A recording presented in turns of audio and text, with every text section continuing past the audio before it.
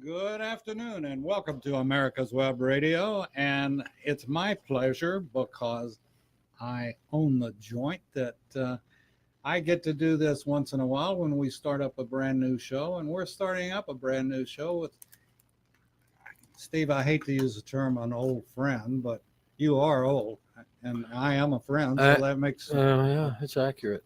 our, It's accurate. I might have been a bit younger when we met. I don't know. Maybe, Well, 10 or 15 years younger or Yeah. something like that. Time anyway, flies.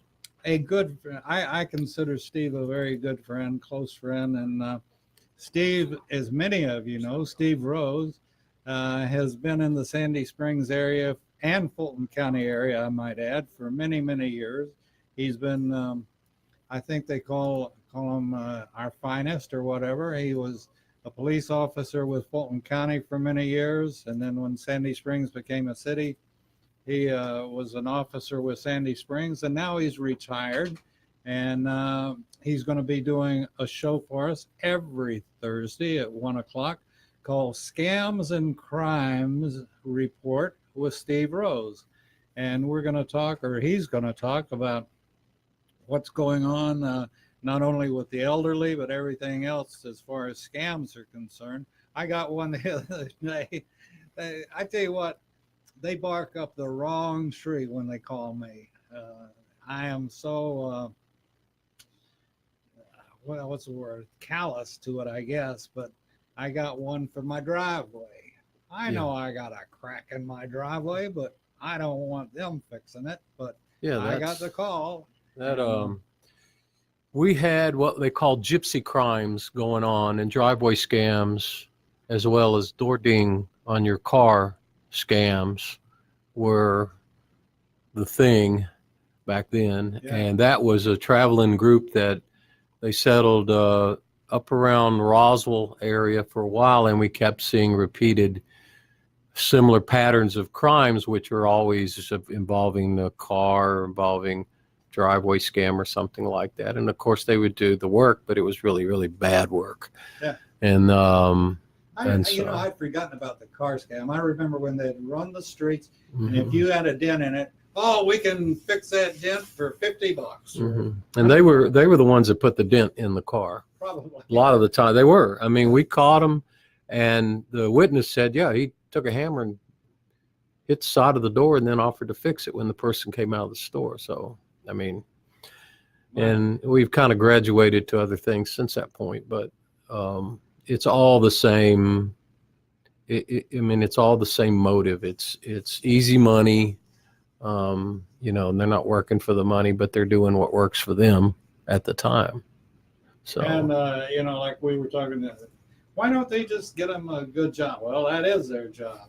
And they are very efficient in it, particularly the telephone folks. Yeah. And, as I got older, I did 42 years active law enforcement. And so you develop countless philosophies on life and why people do things. But really, crime occurs because it's convenient to commit the crime and to get away with it. And so it's not even a person that says, well, I have a drug habit and that's my problem. So, well, that's a reason, but not a excuse.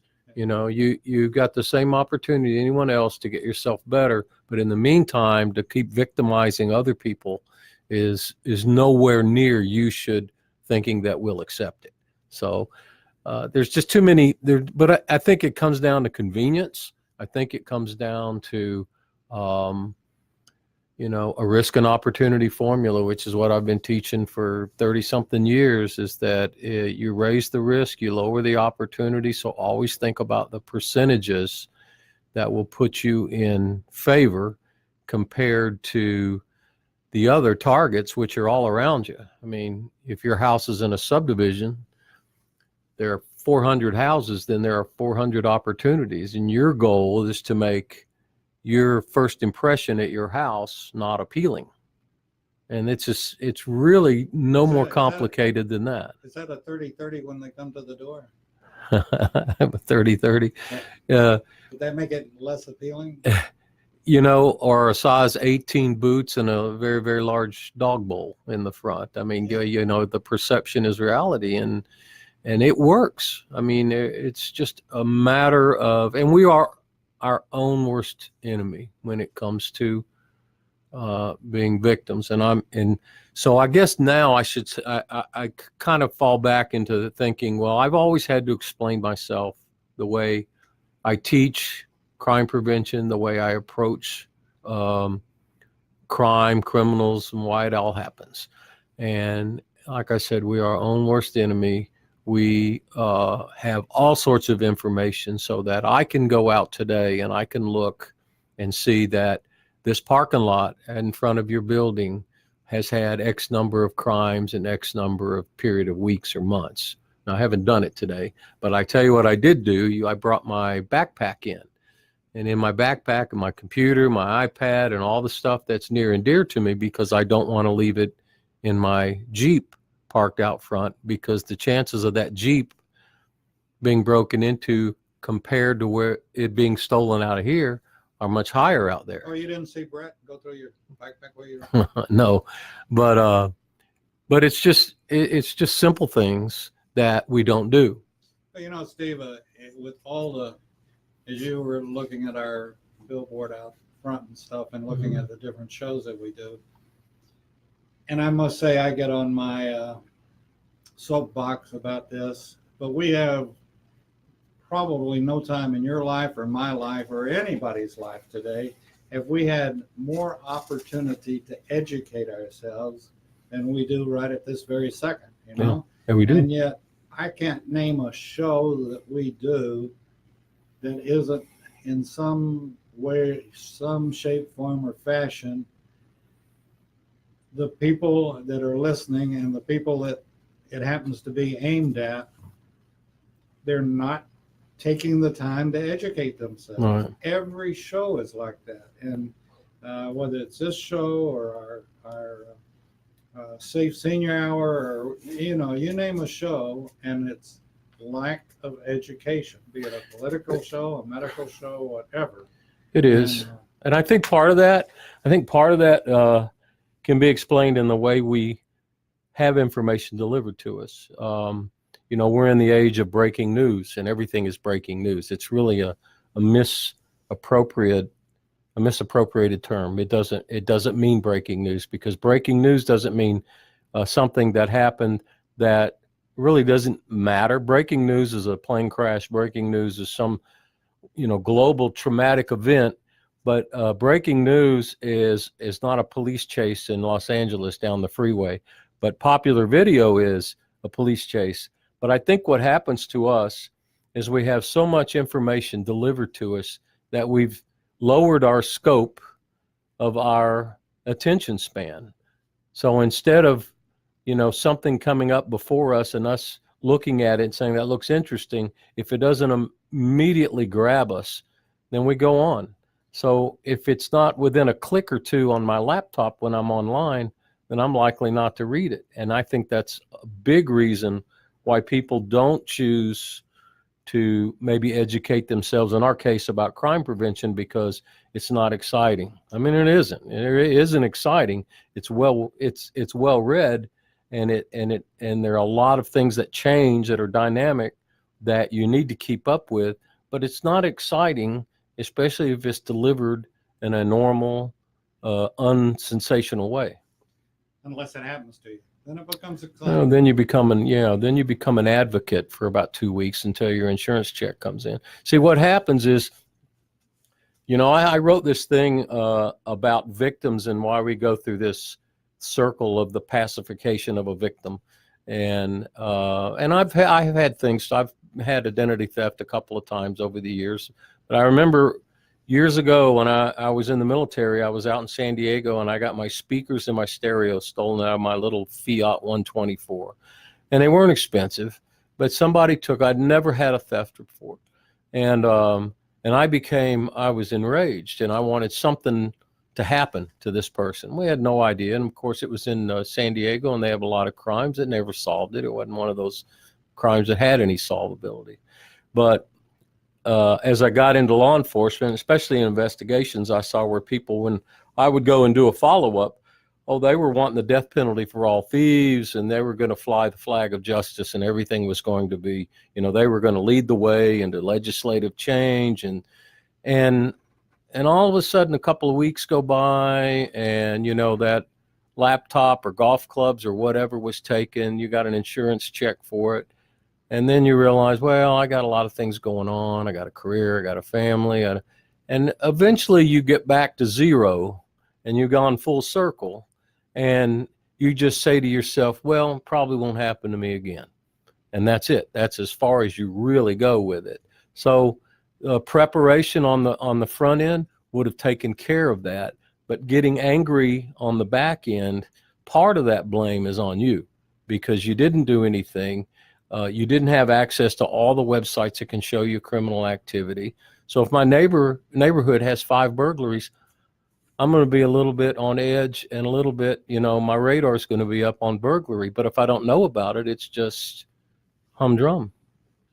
Well, and things are changing, and then we're changing just as we mentioned at the front end. We're all getting older, and as I've found, the older I get, the less I want to change. Right. So one thing leads to another, and a lot of these crooks are playing on the elderly now. And it's absolutely true. And we grew up without internet. We grew up without computers. But even at my ripe old age, I saw it coming in. I used it in my personal life. I began to use it in my professional life. And I began understanding how internet works. Well, first, how computers work, because back before email, there were message boards, and you would type, and 5 minutes later it'd show up, and you went, "This is wonderful." But you work with it enough to where you see it. But like my mom is 88 years old, and so she lived most of her life without computers, without internet. And so that's a whole new vulnerable generation of victims. And that's where these scams start coming in, because that's a generation of people who were trusting and who believed when you told them something, they believed you, and they had no reason not to, so they didn't. And, they weren't skeptical because they didn't know. And so this whole generation of crooks realized, hey, we can go after this age group, because the younger age group is catching on because they use the computer so much. My folks would use it for simple things, email, and then you get an email, somebody saying, I can fix your computer remotely. I'm with Microsoft, but they're not. I can remember, and this is still a scam today, as you well know. And that's the construction, the roof repair scam. Mm-hmm. And I can remember that coming from Lubbock, and we'd have hail and tornadoes and all of the bad weather you can imagine. And it was like flies going to honey. As soon as the last drop of rain, well, here came the roof crooks that, I can repair your roof. I'll put a blue sheet over it and we'll get it fixed for this and that. And they come into Atlanta like the same flies going after the same honey, I guess. And, that, and I remember, this goes back a long ways, but I can remember back when I was initially in radio, is warning people about the roof scams, and that, they will be coming out, check their credentials, check with the Better Business Bureau, make sure they have insurance, yada, da, da, da. And now it's going out on the computer, like we did it in radio back then, to warn people that these crooks were coming into town to take advantage of you. And these are the low-level crooks, the roofers. And these aren't the guys that are going after 10, 12. A lot of people don't remember what a pigeon drop is. And a pigeon drop is just a found money scam, but it was a face-to-face scam that perpetrated by at least 2 people, sometimes more. And but internet has gotten to the point where you don't have to do face to face anymore. And so these people who are not probably good actors that could pass over a scam face to face with somebody, but on paper or on the computer, yeah, they can. And so that's why the numbers are higher, and the things are just there's more and more creative scams coming up on the internet simply because they can sit back and do it at home. Steve, we're going to have to take our first break. We'll be back with Steve Rose and Scams and Crimes with Report with Steve Rose right after this. Get your pen and paper ready. If there's a move in your near future, I'm here to tell you that the folks I used and now recommend is Around Town Movers. Timothy and the guys recently moved me, and I am and was totally satisfied with a sometimes not so fun experience moving. Call Timothy at 770-378-4708 and make it a good move and a good experience. Around Town Movers for that local or cross-country move. Timothy, Around Town Movers, in my opinion, are the best. That's Around Town Movers. Call them.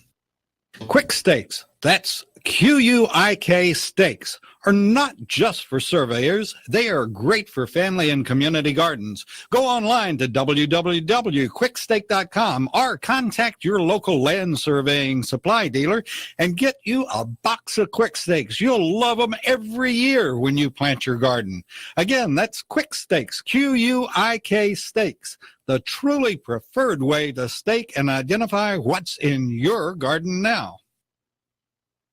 Whether cruising the strip in a 57 Chevy or taking the family on a vacation in a 71 Oldsmobile Vista Cruiser, you need to tune in to Classic Cars with Steve Ronaldo and Jim Weber every Saturday from 8 to 9 a.m. on americaswebradio.com.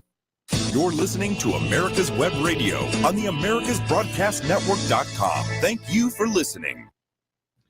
And we're back on Steve Rose's show called Scams and Crime Report with Steve Rose. This is and I appreciate you bringing the champagne and cracking it over my head, so the inaugural type thing and all that. And this is going to be a great show, and we want everybody to remind their friends and family about it, because Steve, over the next months and years, hopefully, will be bringing us tips and ideas how to protect yourself, how to protect your loved ones, how to protect your friends.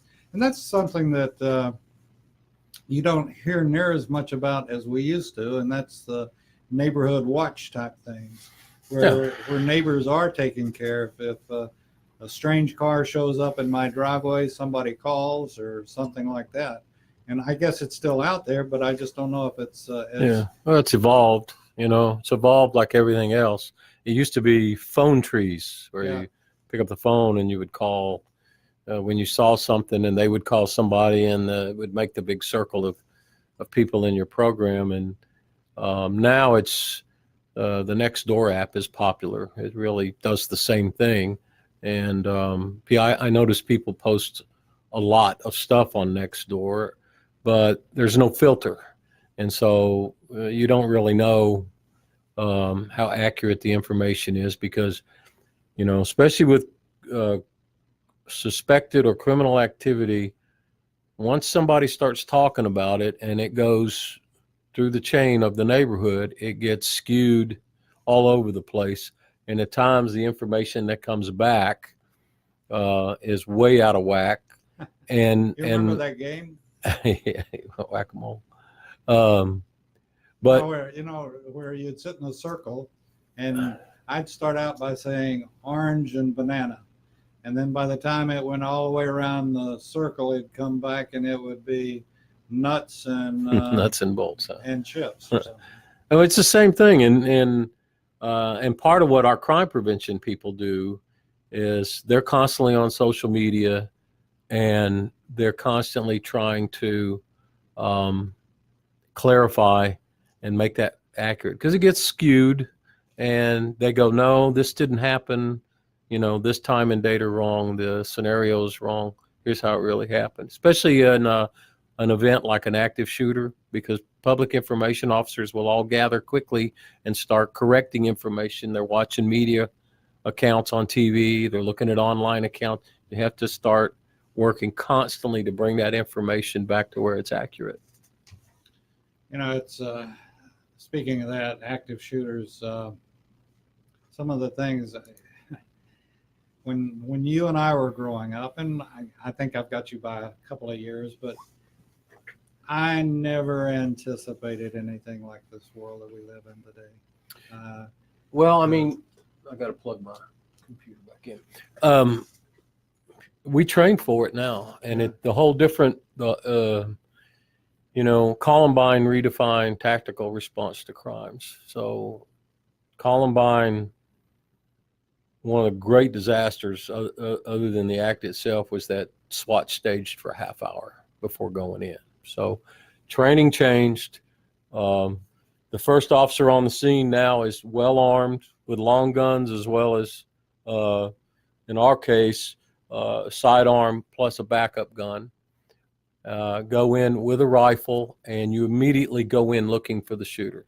And the reason is that once the shooter knows the police are in the building looking for him, he'll stop shooting victims and start either hiding or make the confrontation that he's going to make with the police. But generally, the idea is to get him to stop shooting the victims and we've had that situation that we think, because you have a lot of near misses that sound like an active shooter. It's not, but you can see over the nationally how it's changed and how the police response has changed. They go directly in now. They don't wait.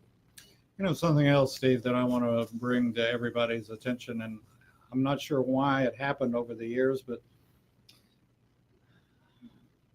call the police. They are there for you. And, I know people, maybe the guy will go away. I don't want to bother police, or I don't, but you all, the police are caring folks. And I don't want to sound whatever, but the police work for you and me. And that's what they're there for, is to react to whatever's going on, be it a scam. I don't know if you all have or if Sandy Springs has a separate scam unit, but if you feel like your parents and even if you have your parents in a nursing home or in a assisted living and you think there's a problem, call the police. They have units, they have groups that are specially trained to, like you said, not only go in shooting, but go in and see what's going on and investigate. And let somebody know. Yeah, I mean, exactly. Most of the time on elderly fraud, we're contacted by a family member. And I can think back on probably a dozen offhand where the person being scammed knew it was going on, figured it out that it was going on. In one case, one victim told me, he says, my wife died 10 years ago. He says, I'm lonely. This girl befriended me, and I know we were going to the bank to get money out of my account to help her mother, when I knew instead it was going into her, her pocketbook herself. And he actually knew he was being scammed. So he just said, I enjoyed her company. And that's really almost disturbing, because that person's not going to tell anybody. The bank teller noticed it was a repeated pattern, kept coming in, kept pulling $15,000 out. And that was the outcry. And the victim didn't make the outcry. Well, a lot of times the reason the victim doesn't make the outcry is they're ashamed and embarrassed at what's happened. And so they'll just take the hit. Or it may be their own family member doing it. It could be. I mean, for me personally, my experience, it's always been a solicitation, and then it's like fishing. They find one, they hook it in, and they run it for as much money as they can get out of it. It's usually a family member that finds out. For instance, my father passed away last year. My mother inherited all the expenses. Well, everything's paid off in their life, car, house, everything's paid off. So she had to be up to speed on checking accounts. And she said, well, I don't like the money in this bank because the money's in the computer. And I said, well, money's not in the computer.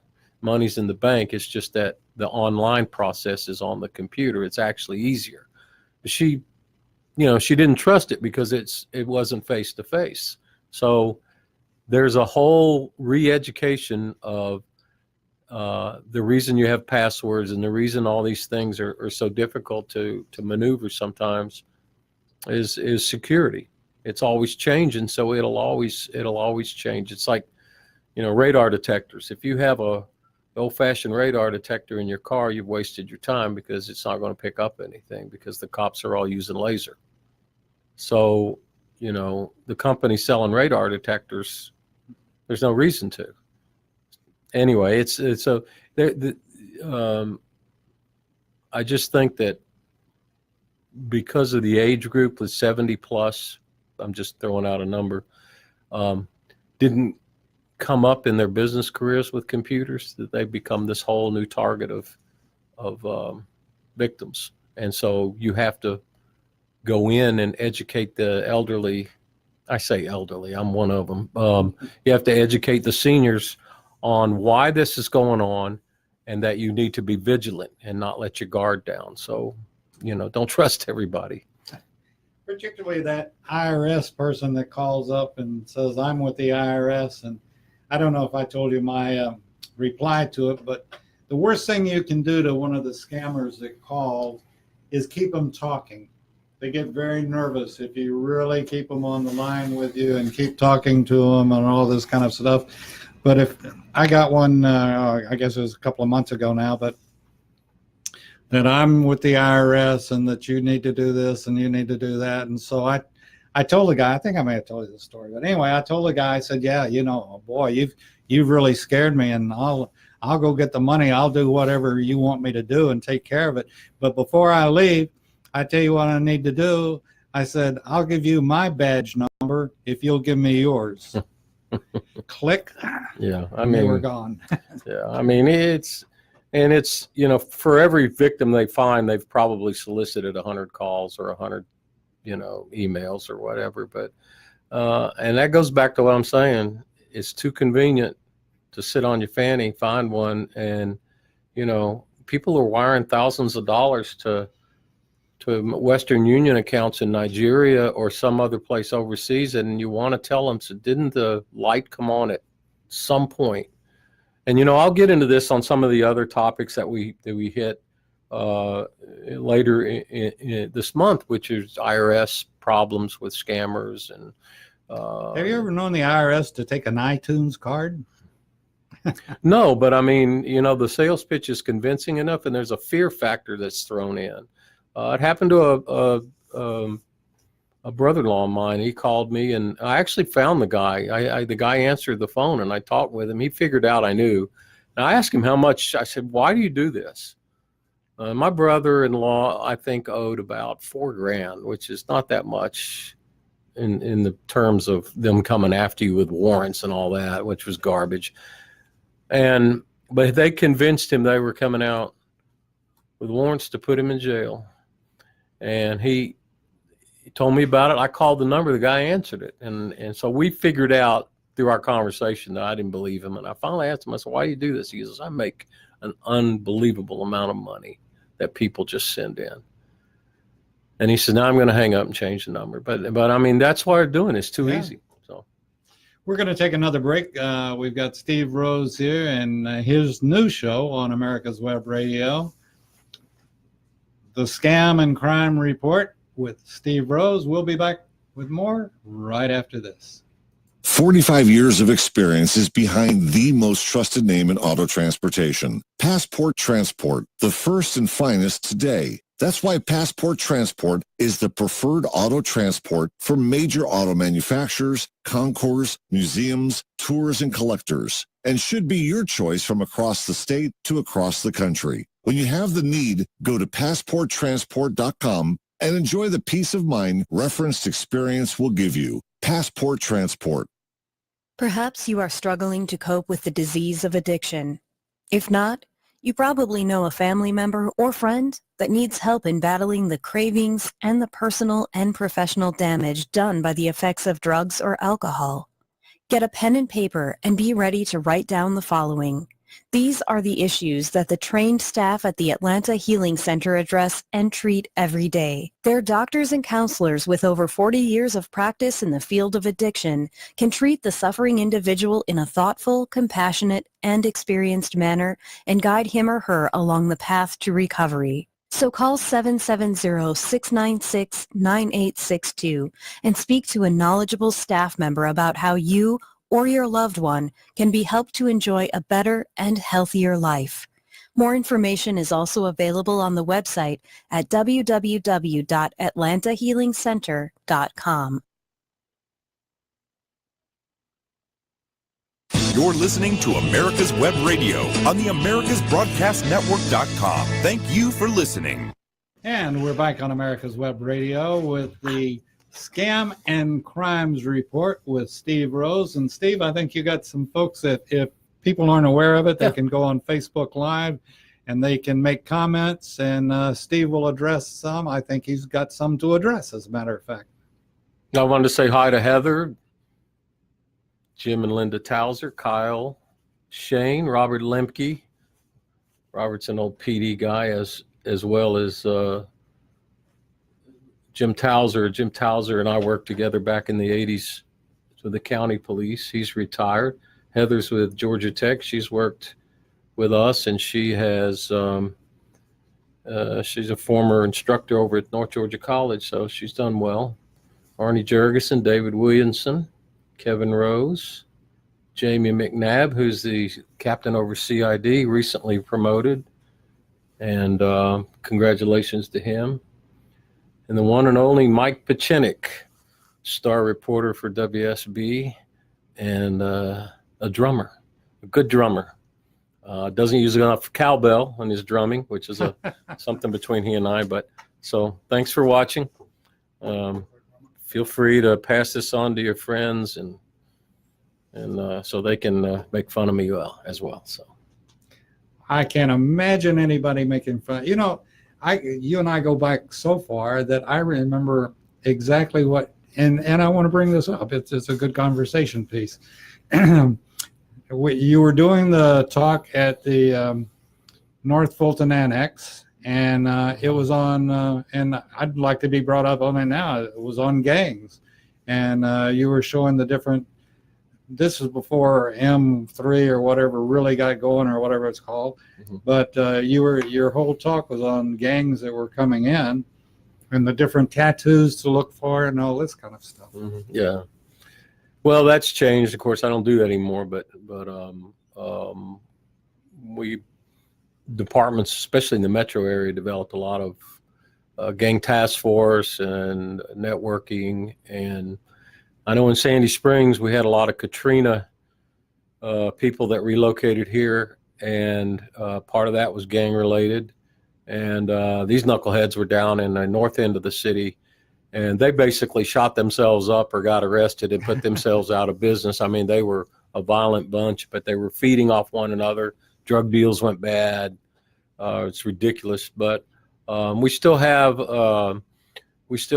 Hispanic gangs, and a lot of what they do is tagging or graffiti. You do see a lot of like pedestrian robberies and such, but the presence is still there. But I think most departments, because we've all kind of combined and put our heads together on gangs, have got a handle on it. I think have got a handle on it, because I know our activity has decreased over the past few years. So, and I want to make one correction. Robert Lemke's with Johns Creek Police Department, and Johns Creek Police. My neighborhood. Well, yeah, and Johns Creek is a very upscale neighborhood, and so Lemke is an upscale. It wasn't guy. until I moved into the neighborhood. Yeah. So I used to have that beat years ago, and then I was a detective, but I spent all my time working runaways out of Johns Creek, and which was North Fulton County back then. Runaways would go to Little Five Points, so every Friday I was at Little Five Points eating at Fellini's Pizza and drinking an espresso, waiting for the runaways to show up there where the two intersections came together. So it was fun back then. But anyway, so say hello to Rob and all the guys at Johns Creek. A lot of those are former Fulton County people. A lot of us old guys. Yeah. Did you ever know Dick Hand? I did. Dick Hand is famous toupees. Yeah, and he was the DeKalb County Right. chief, Yeah. and He was actually, he brought that department up to where I think they were like in top 5 in the country, and a lot of that is his credit because he did a hell of a job with them. he was one of my commanding officers. He was in the 310 Civil Affairs Unit, and which was taken over by the IRS, as a matter of fact. The what building and hasn't? so forth. But Right. Dick was he was an interesting guy, and like you said, Toupee City. But I think Dick probably had. I know the first one I ever saw. His car, you couldn't hardly get in it in the front seat with him because of computers. He had more computers than a computer lab. He did. He used to show up. He was public safety director at one point, so he was over fire as well. And he had a car with probably a dozen antennas on it. And I remember. but I think he is largely responsible for really putting DeKalb on the map. And part of that was that they were like computers. They were innovative in computers. They were innovative with their computer systems. I know they were always a step ahead of everybody on their computer systems. They're pretty squared away department. So, I mean, he did, but I know that he would get called out in the middle of the night, and I knew he wore a toupee. Yeah. And because in the middle of the night when you get a call out, you just in a rush get dressed and go, and sometimes that toupee would be a little off center, A little slanted. But he was a good man. Well, he took over a situation, and I'd been here about a year, I guess, but the cab was sort of a mix mash. It was DeKalb County, Decatur, and God knows how many else. You had Georgia, you had everything in the jurisdiction almost. It was a salt and pepper of police operations. And I think he finally sort of was the one that came in and said, okay, this is how it's going to be. And that's the way it was. Yeah. And he rounded up all the cats, herded the cats together, and put together a great department. Yeah, he did. So I'd forgotten about you should have seen Dick at the rifle range. Firing the toupee would go back. Firing the toupee. No. Flip up. Is he still with us? I haven't. I think, no, I don't think so. Oh, okay. I'm not sure, but well, departments are driven by the culture of the leadership or the lack of. And DeKalb was at their peak, and at one time Fulton was at its peak. Fulton was a new department when I came on. I came on in January 1980, and it was only 5 years old because it split from City of Atlanta 1975, and just basically it was a quick divorce. And the officers that were contracted in the North County, they said, well, if you want to work for the new county police, you just cross over and work for them, and we'll do all the paperwork. And that's what they did. So I came on as the first group under the merit system. And, to them, we were all rookies. I had 3 years from another department, and I had a little bit of experience. But all these guys were all APD, many of them burnouts from APD that were up in the North County, because Northside, you had some vandalism, maybe some thefts, because it wasn't busy. There was nothing north of the river. We only ran 2 beats up the North River, and it was quiet. And if you were young and you wanted all the action, you want to do all that stuff, you went down to Sandy Springs to get more calls. We like working north of the river because nothing went on, and you could, it was fun. But we had all that cowboy out of our systems at that point.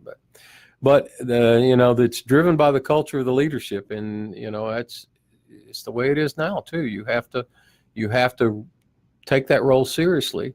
And the county declined. I mean, the county leadership declined. It was terrible to sit there and watch it, but it was just crimes began to happen in Sandy Springs, and the crime rate went up, and the number of thefts, and then we were getting violent crimes, and the police department never saw fit to catch up with it. And once you're so far behind, you don't catch up. And then it's a matter of, spinning it to make it sound. I used to do neighborhood watch meetings and get heckled. I mean, it was terrible. I go to a meeting and they would complain about everything, and they would get mad at me. And I'm dancing as fast as I can, folks. I mean, I'm not the one, not hiring. I mean, when we took over from Fulton County, there were only 40 officers assigned to this precinct. Wow. So today, what do you see politically as opposed to politically 5 years ago, 10 years ago? Is it more prominent today than it was, or is it less prominent? Politically, as far as law enforcement? Yeah, as far as a department being, I don't want to say run, but influenced by the politicians. Is it more prominent today than it was yesterday? Or No, less? I don't think so. No, I think people have learned to stay in their own lane. I mean, David, each department is different. And so, I left a very dysfunctional police department, and I came to Sandy Springs, and I was lucky enough to be on the front of it, so where I could say, this didn't work for us in the past. Let's not repeat the past. Let's change this policy and change this. I mean, those were my suggestions. Some were taken, some were not. But once we started setting, a baseline of how we were going to run things here, I think it ran much better. This is a city management situation here, and so the politicians are in charge of making policy. But and it's been nice, for the first few years it was a honeymoon, and it's still to a great extent that way. The city council in Sandy Springs are very supportive, but that's been our situation. Maybe in other departments it's not that way. The smaller the department, I think the more influence there is from outside. But I think our people under the city management say, all right, the chief runs the department. We'll have input here and there, but the chief will make the policy within the police department. And if it's successful, it's good. And if not, so bottom line to your question is there, in our situation, there's less influence than, when Sandy Springs started up, I was concerned because everything and everybody, and I don't know if everybody knows this or not, Porter obviously did, but everything was contract labor initially, except the police department, correct? Well, yeah, the CHM2 Hill company, and it was an arranged marriage. And there was a learning curve that we both had to engage in. We had to understand them, they had to understand us, especially in public safety. You can't step in from corporate America and understand public safety, especially in the message to our residents. Our residents were not idiots. They knew what was going on. They knew that we wanted better public safety and better streets. They used to say, public safety and potholes. And that was kind of the part of what was running. But, and we knew it was going to happen that way, but corporate people had to learn the way we were doing things inside the police department. We were forming the department. So, it was different. Chief Wilson, who to this day is one of my favorite people in the world, I told him one time, I said, you're going to be like the manager of the 62 Mets. I said, you're going to get us off the ground, but you ain't going to be here long. And it was true, because I think the average career span of a department head in an average is 4 to 6 years, and then they move on to something else. But in our case, we had to build the police department. We had to mesh it with the mission from the corporate side of it. Probably the biggest difficulty that I saw was communications, because I was in charge of public information for the police department. And Eva Galombo said, we're going to build this city on transparency. And we did, so that we were telling people in the community, here's where we're having problems. Here's how you fix it. Here's how we work with you. So the partnership thing was important to us. And it was, we eventually got it together, but there were times when we needed to sit down and understand one another. I'll leave you with this one thought before we go to break, and that is you arranged the most claustrophobic ride that I've ever had in my life. We'll be back with Steve Rose and Scams and Crimes right after this. Whether cruising the strip in a 57 Chevy or taking the family on a vacation in a 71 Oldsmobile Vista Cruiser, you need to tune in to Classic Cars with Steve Ronaldo and Jim Weber every Saturday from 8 to 9 a.m. on americaswebradio.com.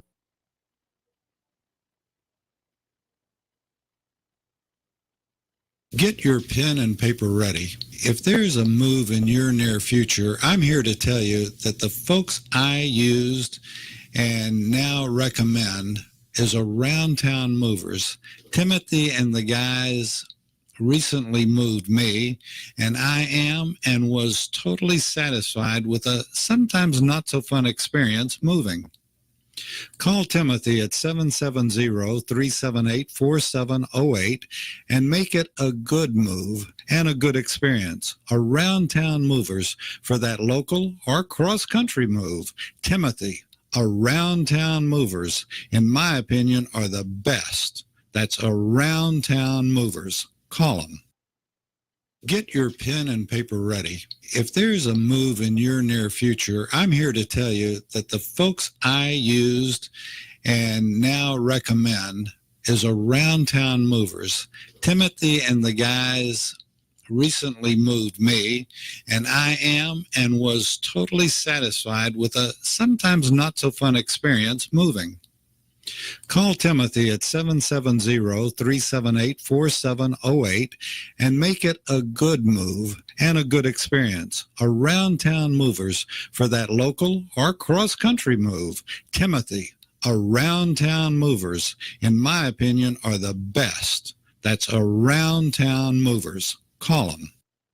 You're listening to America's Web Radio on the AmericasBroadcastNetwork.com. Thank you for listening. And we do appreciate you listening to Scam and Crime Report with Steve Rose, retired from the Sandy Springs Police Department. And Steve, it's an honor to be sitting across from you. You and I have been friends for a long, long time. And I've always wanted you to do a show. Even when I started the station back in 2005. Yeah, we did a couple shows. Yeah. Chief Wilson came in on that. Pardon me? Chief Wilson Yeah. came in. Yeah. Yeah. And we've had, what's his name?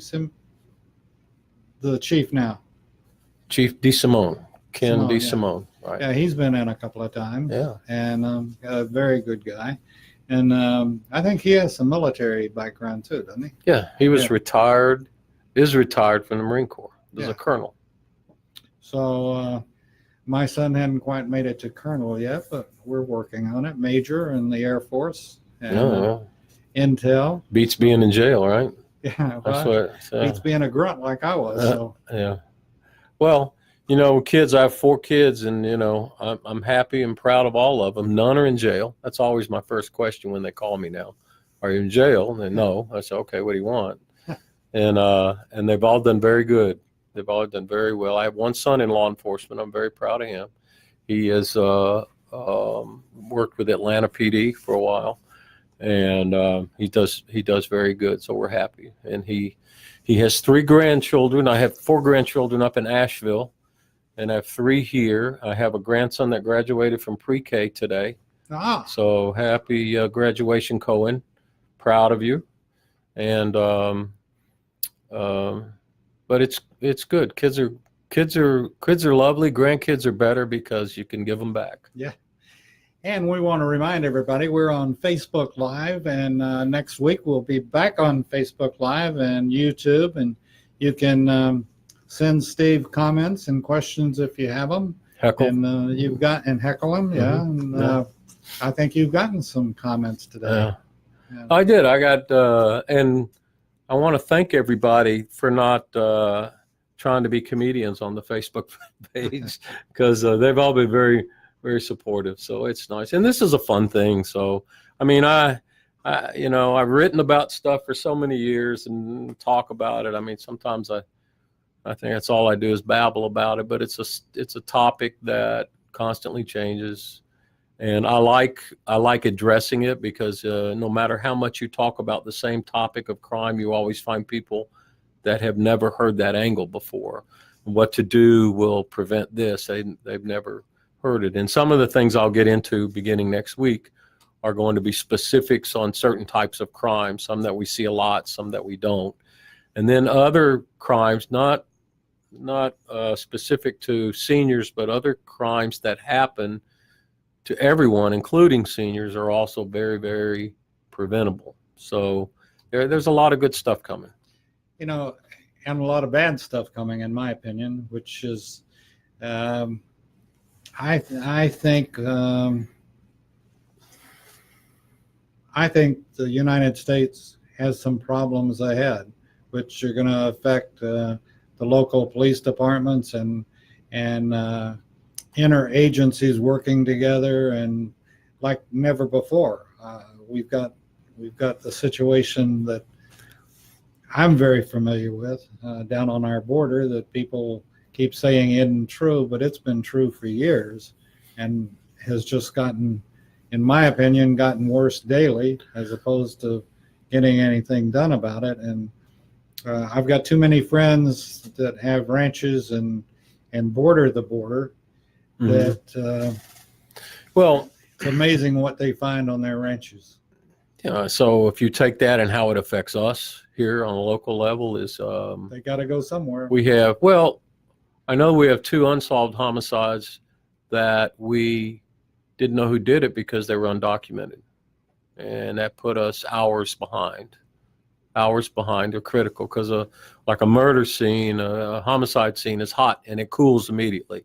So you've got to get in and work it. You'll notice homicide detectives will show up and they work it until there's absolutely nothing left to work at that particular time, because after that, the scene cools. Witnesses that were potential in the area are gone. Information, evidence, things go away. And so the fact that we may have a situation where 2 parties knew one another, one man ended up dead. One in specifically I remember was a party. It was a kid's birthday party, an argument in the front yard. Guy shot the other guy, took off, and it took us over 8 hours to find out who the guy was. That was 8 hours of time to abscond, and they're back into Mexico, and we're still looking for him. I'm bragging on my wife here. Sandy is a former detective with Fulton County and Sandy Springs. She's being featured on an upcoming America's Most Wanted. They're bringing that back. And she had a homicide case.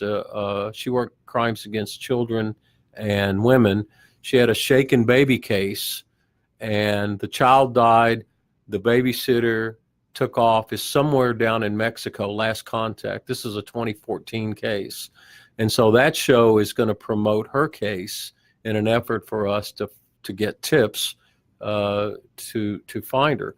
So it is a problem on ours. It's not, it's not the reason we have violent crime, but it is a significant reason why some of our suspects are so far gone by the time we get an identification on them. So it puts us behind the curve. I think there's, again, only my opinion, but I think there's going to be some things headed our way in all cities. And just like you were talking about the illegals coming in or the undocumented, I think they're going to be interracial classes like we've never seen before.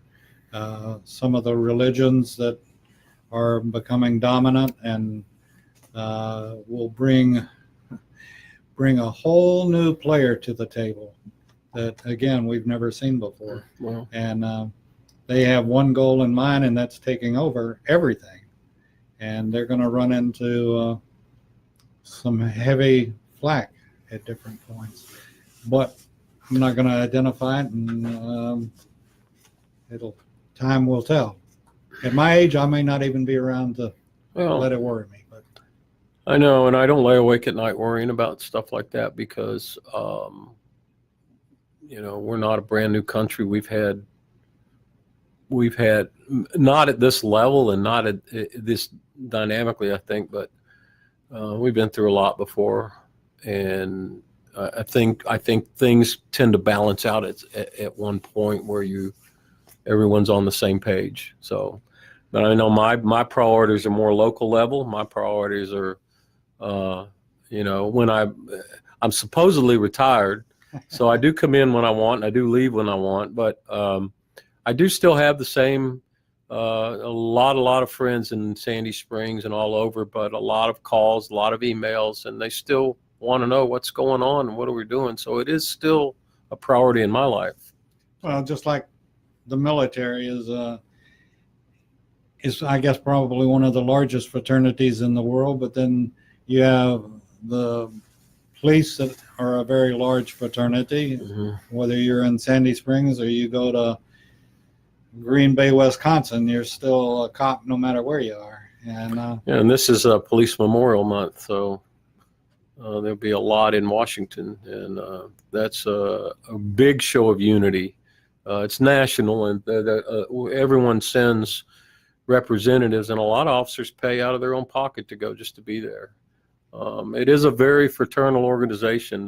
They're just things that I have friends and things I've shared with police officers that I can't explain to others. The grief when you lose somebody, or the fun that you have with them, or the fact that you've enjoyed all the crazy people over the years.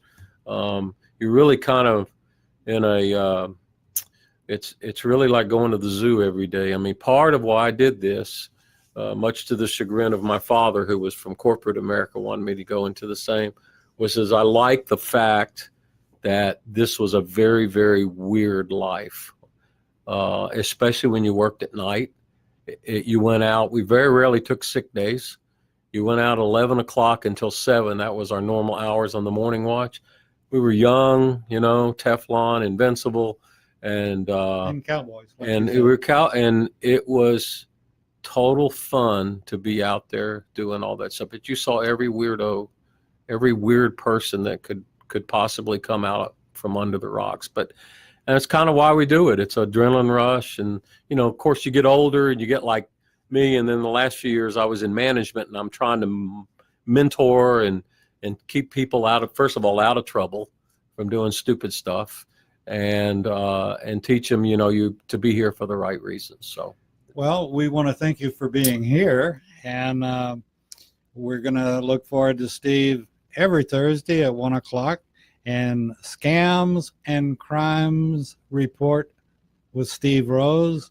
And if you've got questions, be sure and email them to us. You can email them to me, or Steve, you'll have your own email address here very shortly. And you can email them to Steve or to GM at America's Web Radio, and we'd love to hear from you. Any questions you've got for Steve, send them on. We'll be back with more right after this. Stay tuned. Perhaps you are struggling to cope with the disease of addiction. If not, you probably